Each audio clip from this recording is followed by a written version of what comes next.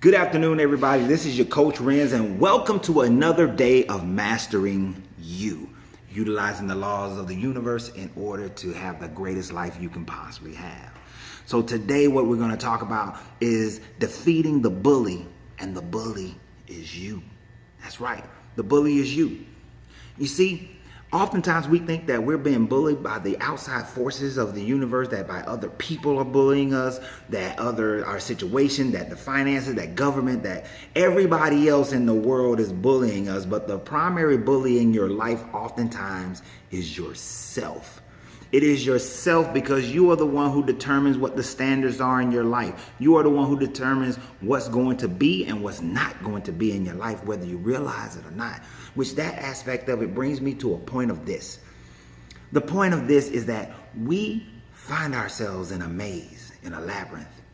We're walking this path of this maze, trying to figure our way out, not realizing that the maze, the labyrinth, was created by ourselves, that it is a creation of our own mind, our own thoughts. The standards that we have set for ourselves to walk the path of life is set by us. Even when it comes from outside people, even when it comes from culture, when it comes from upbringing, even when people try to do things against us, how we interpret things and make them to live inside of ourselves, it still comes down to what we decide that they're going to be, what their meaning truly is. And you see, the only time, I'm not saying the only time because that would be wrong, but most of the time, it takes a near-death type of experience in order for us to get out of that. In order for us to change and get out of the maze. You see, the maze, the labyrinth that you create for yourself can be dealing with your health. It could be dealing with relationships. It could be dealing with your money.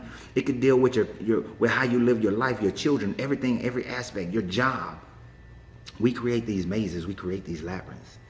We create the chaos within our lives because we allow our standards to be determined by somebody else, or we have allowed our culture, our upbringing, our society to determine that, and then we just follow it. Let me give you an example based on relationships. You see, in a relationship, and not in the relationship, let's talk about the breakup. I was going to talk about a relationship, but let's talk about the breakup. This is a common thing in society, that when a person breaks up with someone, because their emotions and their heart was in it, we feel like that person has to heal.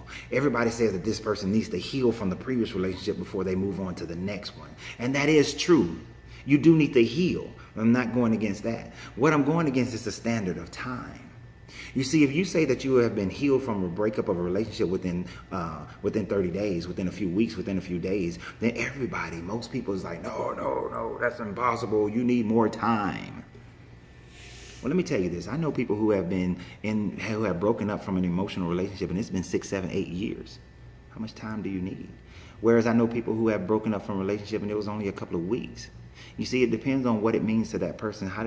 What those signals of the emotional turmoil, those signals of why you broke up, that closure is really determined based on what what that person thinks. Okay, how they translate those images, how they translate those signals, how they translate those emotions to themselves. That determines the length of time, and that length of time is really relevant to the person. You see, I can show you people, like I said, who have been out of a relationship for 6, 7, 8, 10 years, but they're still emotionally broken from that relationship. Whereas I can show you people who have been out of a relationship for only a few weeks, and they are completely healed from that relationship. And I know some of you just said, no, they're not really healed. You know why? Because your standard is not such.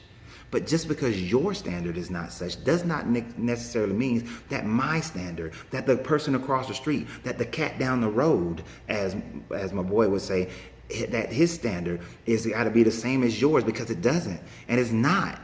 And that's the bully inside of us. The bully inside of us, it says that we have to conform to everybody else. But the only person you truly should conform to is yourself.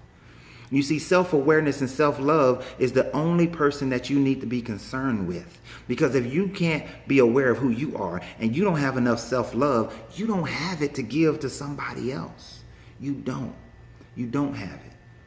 You have to be able to love you for being you.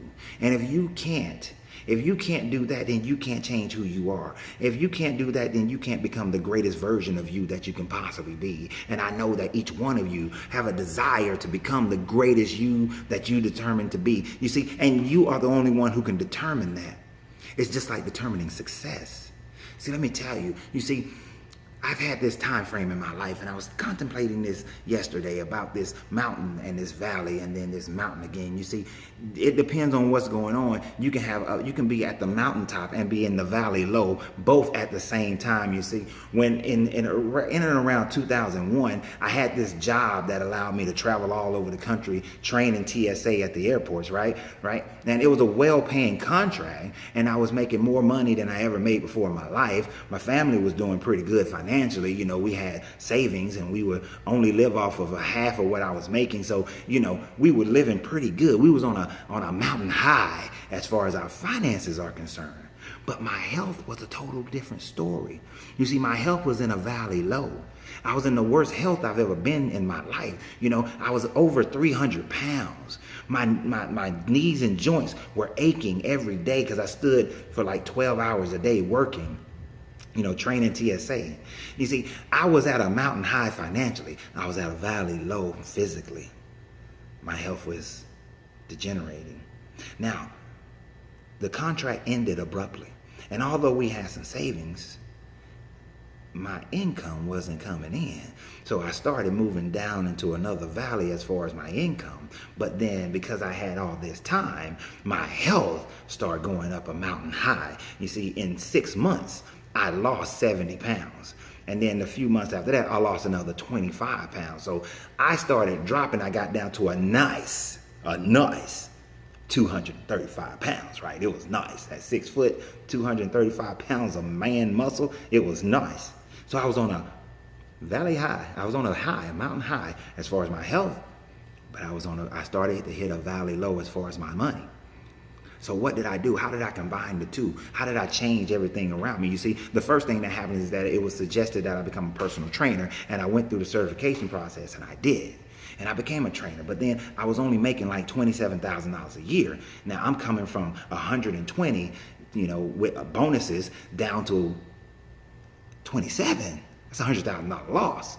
Okay, so what happened? Then I saw a seminar that I wanted to go to where they guaranteed that if you follow this process, that you will then start making at least $75K as a personal trainer. The first year I couldn't afford to go, but then the second year I made it a point. I made an assurance. I determined in my mind that I was going because my standard for myself had changed to the fact that I was going to go, and I went. And once I got there, I took that information, I applied that information, and then what happened? That first year, that 12-month cycle, I made $80,000 as a personal trainer.